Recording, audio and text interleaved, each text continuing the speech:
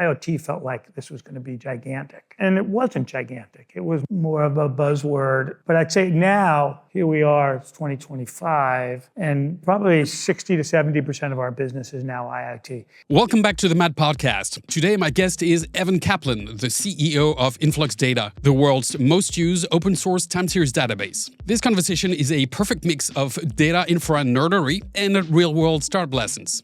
On the deep tech side, we unpack how InfluxDB obliterates high cardinality bottlenecks, streams straight to S3 and Parquet, and why FDAP might become the next LAMP stack. If Influx were to disappear tomorrow, that stack would still be tremendously valuable. And so we kind of bet the company on that. But we also zoom out and talk about startup building, what it really takes to trash 7 years of code and start over in Rust, the 2 home runs rule for making money in open source. You have to build a project that developers love. They deploy and they use and they love. And then you have the second home run, which you have to figure out a model to monetize it. And the strange but exciting day AWS moved from competitor to partner. Amazon could have forked us. They chose not to, so we have one less dominant competitor. This episode was recorded live during a recent Data-Driven NYC, the monthly meetup we host in partnership with our friends at Foursquare. So if you're curious about both millisecond-level data pipelines and how to build a great business while giving your code away to millions of developers for free, stick around and enjoy this great conversation with Evan Kaplan. Thanks for being here. This is the third time that we have InfluxData at the event, and it's actually interesting that you have your CTO and original founder, Paul, here in the audience. And I was looking this up. The first time we had Influx at the event was actually in 2015, which is kind of crazy. And then we had Paul back in 2019, I guess around the time of Influx 2. So as it turns out, it takes a long time to build those very, those great companies. It's an overnight success. Yes, exactly. And part of the reason why it's super interesting to have you guys tonight is that the big news is Influx 3. So we're going to talk about all of that in detail. But first things first, what is Influx and maybe what is time series? Again, in an effort, as in prior conversations, to make this broadly interesting to folks that may not follow the very every single detail of this space. So first of all, I should make Paul stand up and take a bow. So if you have any questions, Paul is the original author of InfluxDB. He's a native New Yorker, and I love telling this story because he can't stop me from telling it in my own way. I met Paul in 2015. I was working at a venture firm, helping out with other CEOs. Paul and I connected on something totally unrelated to technology, is we were both CrossFitters. And so those of you know the joke is if you've ever met a CrossFitter, they tell you it in the first 30 seconds. So we bonded around that. And over time, I met him just after he spoke here. And over time, he asked me if we would work together. And I said yes. And so we've been married now for almost 10 years. We could do a whole speech on what it means to have a technology partner and a CEO coming together and on that. But anyway, Influx started in 2013, and Paul had, as many companies, they had originally started to build basically a Datadog kind of server monitoring kind of SaaS service, and then had to build a database to service that. Then realized in a pivot that the database actually was more important than actually the SaaS service that they could build, and built Influx, which was it was built in Go, and it was built specifically for the time series use case. Paul had done a lot of work on Wall Street and had done multiple implementations of time series databases and felt like he could build one with no dependencies. He was deeply committed to the open source community, which he remains today. It's so funny actually saying this with him in the room. Usually I say it without him in the room. But he's deeply committed to the open source community. He ran the machine learning meetup in New York, which is probably how you met him, Matt, originally. And so he built this purpose, and it was immediately popular. When I met Paul, there were about 3,000 users out there using the open source of InfluxDB. By the time I joined the company, there were maybe 7,000. Today, there are 1.3 million people who use it daily that we can see. And so I shouldn't say people. We say addresses or locals, but it's a rough approximation. And so lots of hobbyists, lots of home users, lots of folks. And the primary benefit, I think the original idea that was so brilliant was build a package that's really easy to use, build the tick stack, which included the collectors, the visualizations, those sorts of things, and make it super easy to build something powerful that eventually became something that enterprises would use. Great, fantastic. Maybe so the 101 on what time series? So think about it is the easiest way to think about it is sensor analytics, but anything that's measured in time, anything you want to measure, any telemetry that you're capturing over time that you want to describe, time, what happened. So at a very broad case, anything that's really observable that you want to observe over time. It turns out that most data sets are really easily understood in the concept of time, or most usefully understood in the concept of time. And so if you build something optimized for time series, it can be really useful, particularly as it relates to the physical world. Yeah, and so I guess you sort of just alluded to it, but like, why do you need a separate database for that kind of data? Why can't a general purpose database do this? There's always just two kinds of people in the world, those who believe there are two kinds of people in the world and those who don't. So yes, in some cases, for many use cases, you can use a general purpose database. People have built stuff on Postgres, people have built time series on Mongo, like those are highly useful. But if you're ingesting huge amounts of data, you want the query response time, you want really zero time to be read, you want low latency data, you want a truly operational platform, you get to a level where the thing that you use to monitor your swimming pool or your home thermostat isn't the same thing that you'd monitor 50,000 Powerwalls in a locality. All right, so we alluded to Influx 3.0, which effectively you all just announced. Well, congratulations. So it's from the outside, it looks like a major effort at rewriting a bunch of things. Why did you do that in the first place? And what is it that you did? We started writing, depending on how you look at it, we started writing InfluxDB 3.0. I don't remember when the first repository opened. Let's call it 3.5 years ago. So it's been a really big project. And there were certain assumptions after being in the market for, at that point for 7 years and, probably at that point having 1,300 customers. We just learned a lot about what customers were doing and what issues they were having. And so we set out to solve, let's call it 4 or 5 problems. So the first problem we set out to solve is the issue of cardinality. So when you get a database that's describing a rich set of data around a time series thing, you can run into cardinality problems that can choke off the performance of the database. Do you want to define what cardinality or high cardinality is for us? So think about a measurement and think about all the metadata around the measurement and think about ephemeral measurements like networks, source and destination. You get these, millions and billions of combinations that are really unique to time series. And so when you start getting those, they can really choke off a database and kill performance. So what we found is that the upper bounds of our Series 1 and Series 2 databases, performance would slow down and customers would have to cut out some of the measurements and they would have to pull back on the richness of their data, which is not what you really want. And so we had to solve the cardinality problem. And so that required a different look at the architecture. 2 is we had to solve the storage problem. So what was happening is our compute and our storage were linked. And so customers who wanted to keep their data around a long time, it could be really expensive. And so if you were we have some customers, sort of utilities, things like that had to keep data for 10 years. And so all of a sudden, compute and storage becomes a really expensive burden. And so we wanted to have an object storage-based system, which was non-trivial. To build a real-time object-based storage is non-trivial, and so we embarked on that. The third thing was, and Paul came here and talked about in 2019, we took a hard attempt at building a functional language for time series that was open source. So completely open source, MIT license, it's called Flux. And it was a really powerful language. It did a lot of different things. It was functional. It was modeled somewhat after the Prometheus model, but much deeper for the kind of tasks and things we were doing. And And frankly, there was a learning curve to it, but it wasn't big. But it just didn't see the adoption that we really wanted to.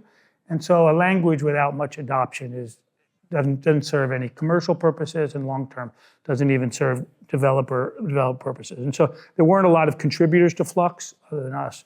And so it was pretty clear. I think if our assumption was, and I'm guilty of this too, if my assumption was back in 18 or 19 that SQL couldn't be the language of the future, like just couldn't be. Like, how could a language, I think Paul even wrote a blog post, how could a language written 40 years ago be the language of the future?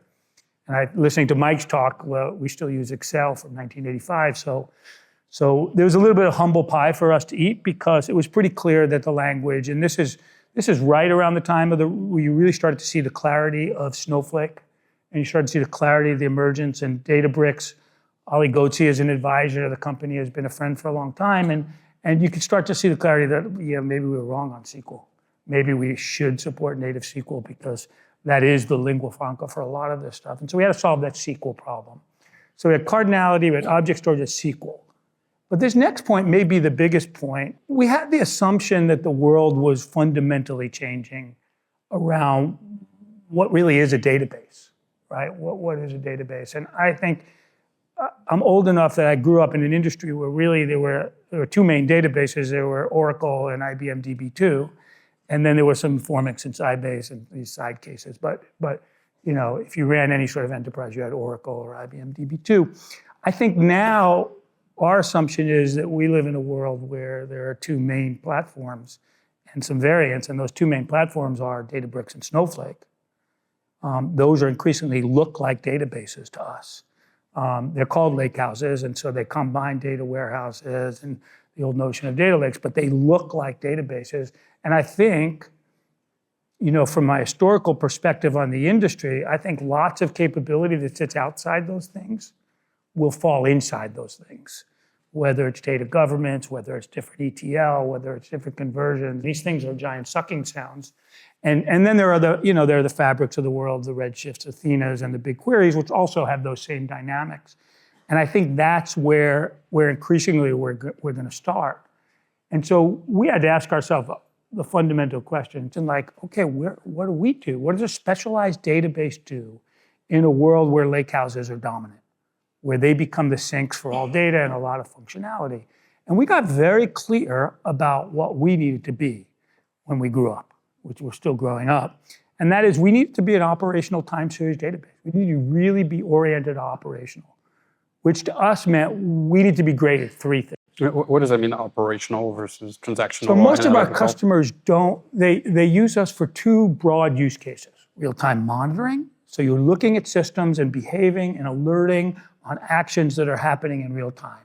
And so you want your queries to be ideal queries, your last queries to be sub 100 milliseconds, sub 50 milliseconds, and in some cases more. So not fundamentally an analytical tool. Obviously, you do analytics coming out of the database, but fundamentally, you have to be operational in real time. That had to be because we felt that the lakehouse architectures would never do that well, or weren't structured to do that well for the very nature. And so we needed to be, we need to be really great at three simple things, and this is what we say to all of our employees. We need to be amazing at ingest, which means we need to be able to handle a huge volume of sensor data coming in at a fast time, and that stuff has to be available for query very, very fast. Two is we had to be great, and by the way, we're not great at all of this, but we have to be great at all of it. We have to be great at organizing the data in a proper location, in object storage, as an index, in cache, potentially on disk, whatever it happens to be, so that data is available. And that's no small task. If you want that data to be queried fast, you have to be super good at organizing it. And then the last thing, you have to be great at querying the data. And so if we're great at those three things, we feel like we have a very defensible and very relevant platform. If we're not great at them, use Mongo, use Postgres, use something else, right? And I would say the same for all the specialty databases, whether it's Elastic, whether it's Neo4j. I'm not sure how I feel about the vector databases, but whatever these open source category leaders are, they have to find a place where they have to live in this lakehouse world. So to answer your final question is, so the fourth vector, we says, how do we live in a lakehouse world? And so this is, I think we started building this pre-Delta Share being obvious and Iceberg being obvious, but we built it around Parquet. And because we knew that's a file format that the lakehouses would use. And so our notion is we had to live in this world, and our data, whether downsampled or live, had to end up in those lakehouses. So those are the four things that drove it. And I think if Paul were up here, he would talk about the value of Rust. We moved from Go to Rust. And so we've been able to draw really good developers because we've really pushing at the edge of Rust, both the open source and our closed source components. It's super interesting in so many ways, including, having the kind of self-awareness and then will to just burn the boat on a few things and say, well, the world has changed and we need to change dramatically, and then releasing, kudos to you guys. In retrospect, it sounds like it was just really smart architectural decision. But if you saw us, Paul and I, fighting like cats and dogs, you'd go like, oh, these were really hard decisions. So the idea is to live on top of S3. Is that the right? S3 or MinIO, anything that would have an object storage interface. So you went from disk to basically diskless. And sitting on top of S3. Okay. All right. So that's that part, which, by the way, is that's the reason why you did it, but seems to be such a fundamental trend in the industry of having S3 as a default storage. So that, and then for the sort of Databricks, lakehouse, Iceberg kind of world. So first of all, I saw that you guys coined your own acronym. What was it? Not FDAP. FDAP, right? So there used to be the LAMP stack and this FDAP. And FDAP is what? It's Flight, Data Fusion. You got it. Arrow and Parquet. That's right. So maybe walk us through some of the components at a high level and what role they play. So the idea was to build on largely an Apache stack. We felt because of the lakehouse, because of the view of the lakehouse and the view of what a modern data architecture would look like, we decided, okay, how do we, and I say we, I'd say Paul and the technical team decided. I was there to witness it. But decided to build, so building in Rust is a start, but then we built on object storage because we knew object storage would be, it's technically not open source, but anything that's S3 compatible gives you a tremendous number of options. So it might as well be.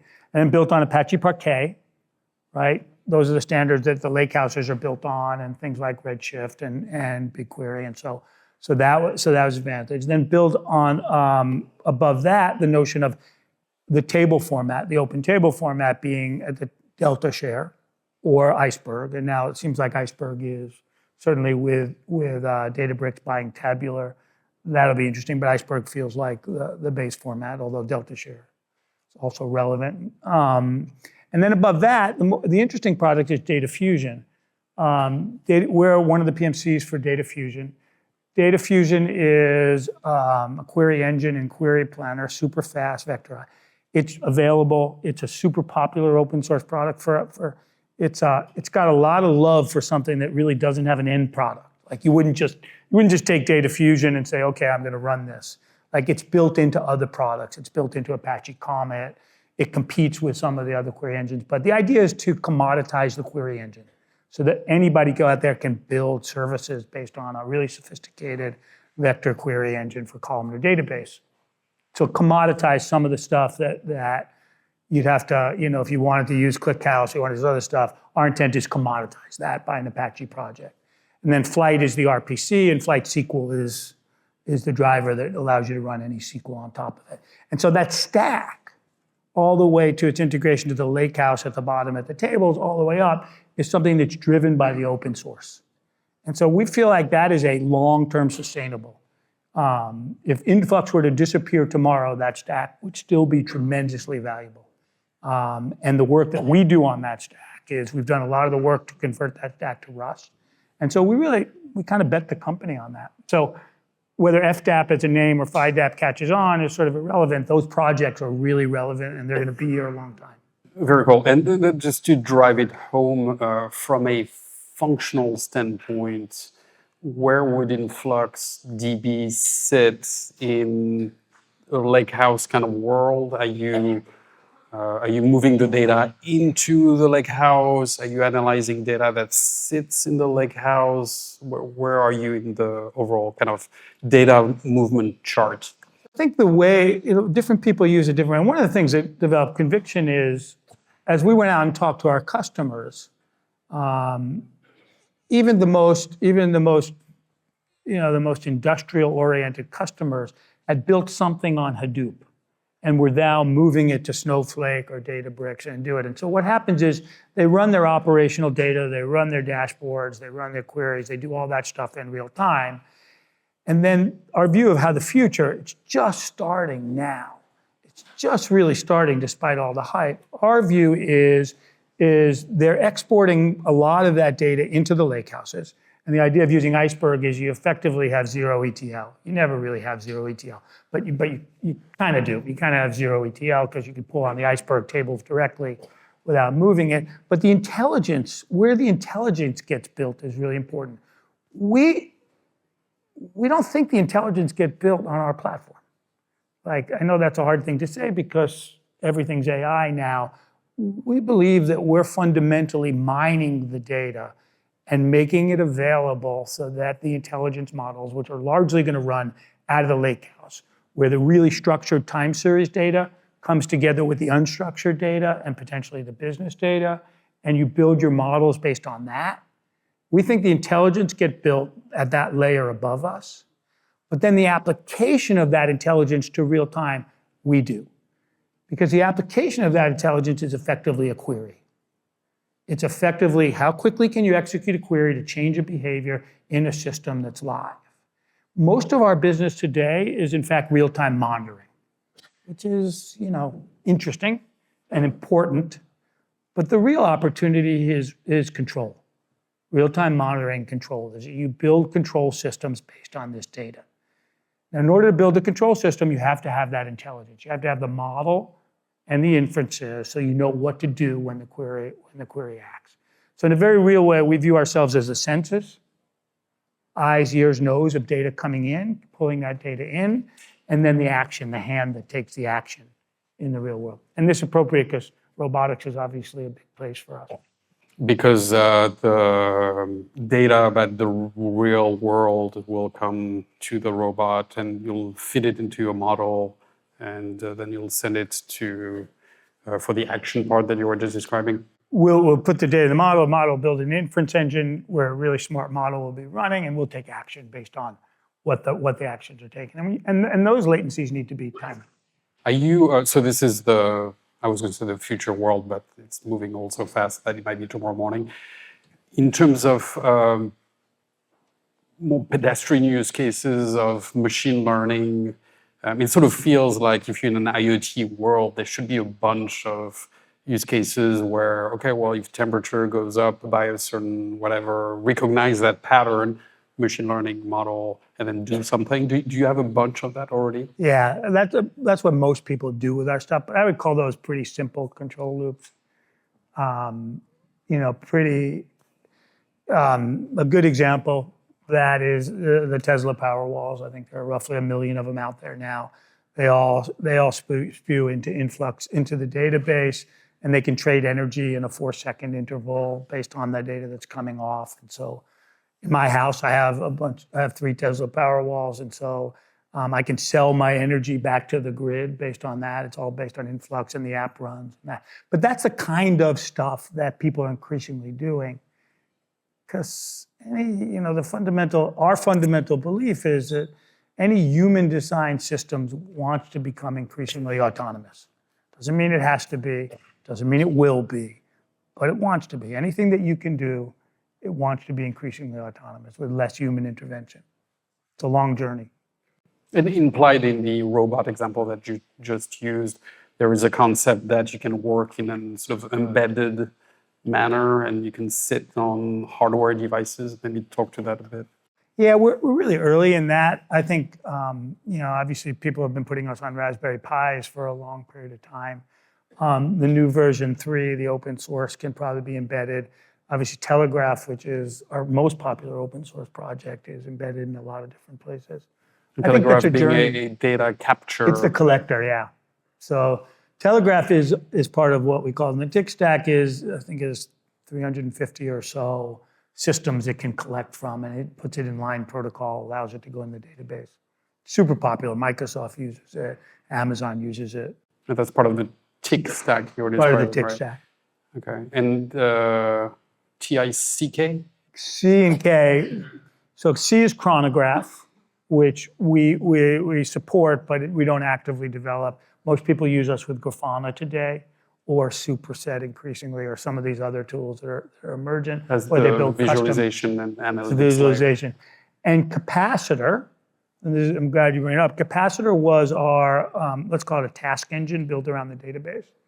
But the version 3 of the database has an embedded Python VM with a set of triggers that allows you to do a variety of stuff at the database to, whether it's alerting or taking an action or taking a system action, things like that. It's actually a really cool thing. We're super excited about it. And that's available in the new open source. And that replaced Capacitor. And by the way, as an aside to this discussion, a lot of it is, since you mentioned monitoring as in infrastructure monitoring, but there are a bunch of IoT use cases. Yeah. And so I'm very curious about that because IoT, for people like me as a VC that, get sometimes carried away in the hype, the Internet of Things, IoT was like this big idea in, 2000, whatever, 14, 15, 16, 17. And I'm very curious what your view of the reality of it might be today.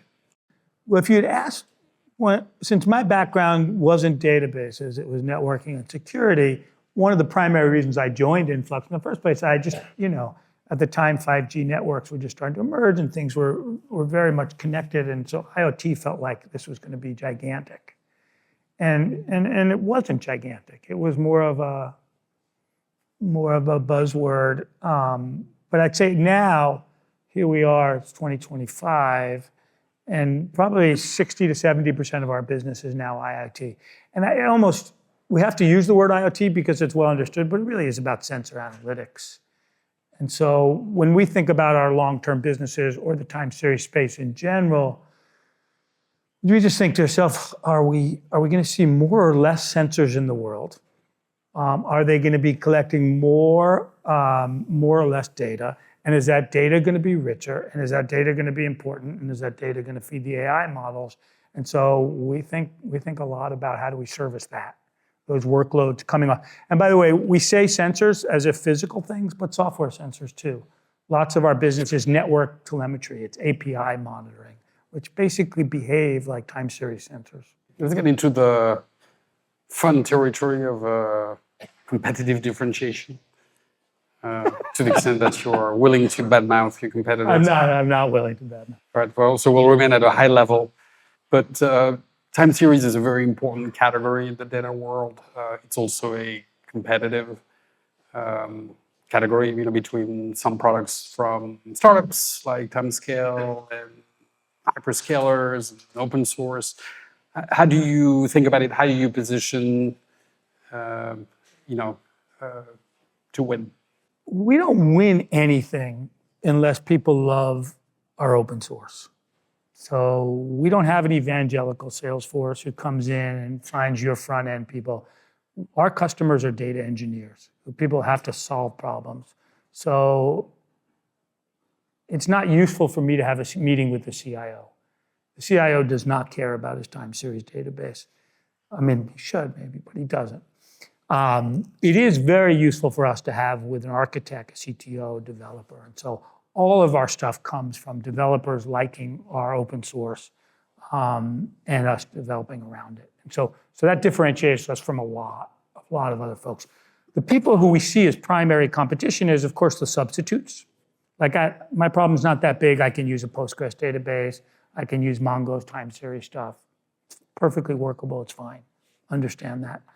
But when we see direct time series competitors, it tends to come from the hyperscalers because those are easy buttons. I'm already in Amazon. I can use TimeStream. I could use Azure Data Insights or Azure Explorer, and I can use those things. That's our primary competition. Other players we see, but let's be honest. As an open source vendor, we don't know what's happening. We don't even talk to a customer unless they've been running our stuff for 3 months generally, or they've built something. And so we don't get to see the early part. So we have to win the hearts and minds early in the cycle. And the way we have to win the hearts and minds is it relatively easy to get started? Is it relatively easy to build? And do I see a way to scale it? The interesting dynamic that's happened for us recently that people might be interested in is last year, we did a very unique deal with Amazon, where they have Amazon's time stream, but their customers kept asking them for Influx. And so they approached us. They could have forked the database. We have a very strict view that open source should be open source. It should be MIT or Apache, and people should be able to use it freely. And companies should be able to build on our stuff and even compete with us. Because if we can't win with our own code, then maybe we don't deserve it. But Amazon could have forked us. They chose not to. They built a relationship with us, and they're hosting InfluxDB open source 2.0, and they will be hosting 3.0. And we build add-ons above that to monetize that. And we have a relationship with them. We do second-level support. And the nice thing about that is now they're not willing to stand everything behind time stream. They're very comfortable with people choosing Influx. So we have one less dominant competitor. And two is it's a new model for open source. Most people who take open source actually spin up a cloud instance anyway to run it. I mean, a lot of people run on their laptop, but a lot of people run it. And so I think for a lot of us open source companies, having these relationships really work because now you just go to Amazon, you run it up, and for the price of a server, you're running open source InfluxDB. It's a good model. So we'll see how that develops over time. I think it's a change in the industry. All right, and you started alluding to this, but lessons learned building this open source company in terms of like the community, the go-to-market? I think actually to quote something Ollie said a few years ago I thought was really on is, it sounds great. You build an open source project, everybody loves it, then you monetize it, and you ride off into the sunset being super successful. It's actually really freaking hard. So with open source, you have to hit 2 home runs. You have to build a project that developers love, and they deploy, and they use, and they love. And then you have to hit a second home run, which you have to figure out a model to monetize it. And you've watched these open source companies with all these different models. So in the beginning, it was you buy support. Well, after 2 or 3 years, I know how to support it as well as you do. I don't need it. Or you change your license, where you say, oh, okay, no, we're going to prevent the hyperscalers from ever using this, or people using it for commercial purposes. And so people have played with all sorts of models to make it work. And I would say we didn't get it right the first time. I argue that our first versions of 1 and 2 in open source were so good that you have 1.3 million users and only 2,600 paying customers. That ratio is, you'd like it to be a little bit better if we're going to be a really good going concern. And so you have to figure out what makes sense to empower developers to build cool things, but to hold something back so that you can actually grow a business that you can keep funding all of this open source activity. And so it's tricky. It's 2 home runs. I thought that was a great quote, not mine.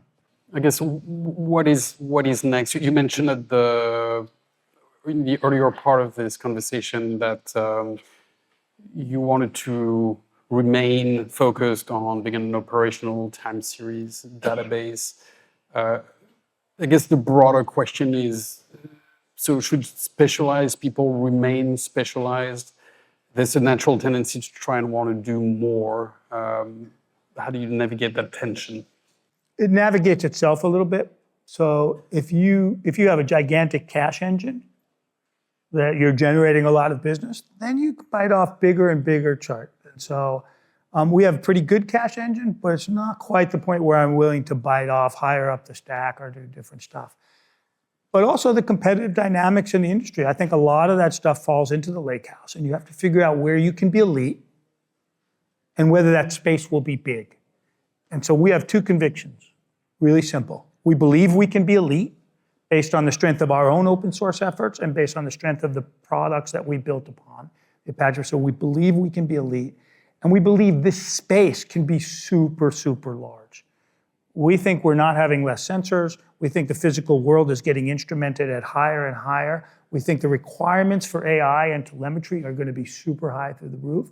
And so we're just trying to stay the course and build something that we can create long-term sustainable competitive advantage and still keep to our open source, grounding. Thank you so much. I really appreciate it. Thank you. Thank you. Hi, it's Matt Turck again. Thanks for listening to this episode of the Mad Podcast. If you enjoyed it, we'd be very grateful if you would consider subscribing if you haven't already, or leaving a positive review or comment on whichever platform you're watching this or listening to this episode from. This really helps us build a podcast and get great guests. Thanks, and see you at the next episode.